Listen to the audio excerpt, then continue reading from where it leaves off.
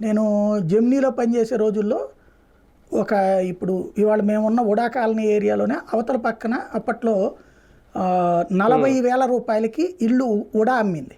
45,000, 120 గజాల ఇల్లు. అందులో సింగిల్ బెడ్రూమ్ హౌస్ ఉంటుంది, మిగతాదంతా ఖాళీ స్థలం ఉంటుంది.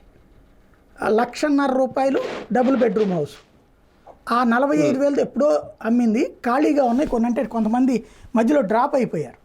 అవి అమ్ముతాము, కొనుక్కోండి అని చెప్పి అప్పుడు చెప్తేను కొందామని చెప్పి ఒక 40,000 రూపాయలు, అంటే నేను అడిగింది రిజిస్ట్రేషన్ అన్నీ కలిపి 55,000 కదా అని 60,000 రూపాయల లోన్ అడిగితే హౌసింగ్ లోన్ ఇవ్వం. 5,000 నాకు జీతం వస్తుంది, పర్మనెంట్ ఎంప్లాయ్, ఈపీఎఫ్ ఉంది నాకు, అయినా సరే ఇవ్వడానికి కుదరలా, ఎందుకంటే నా పేరుని ఆస్తి లేదని చెప్పేసి.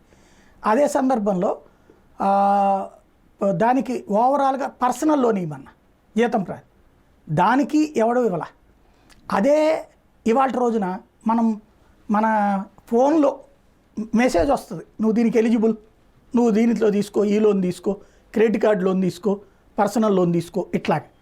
అంటే దీంతో ఏమైపోతుంది, మనలో చేతిలో ఇన్కమ్ సోర్స్, అంటే అప్పు కావాలంటే వేగంగా పుట్టేటట్టుంది. దీంతో అనేక మంది వ్యాపారాలు పెట్టుకుంటున్నారు కదా. ఇవాళ చిరు వ్యాపారులకి ఇవాళ అసలు ఎక్కడన్నా వెళ్ళి ఎత్తుక్కోవాల్సిన భయం ఉందా? ఇదివరకు చిరు వ్యాపారులు అంటే ఉదయం పూట్ల 90 రూపాయలు ఇచ్చి రాత్రికి 100 తీసుకునేటటువంటి, అంటే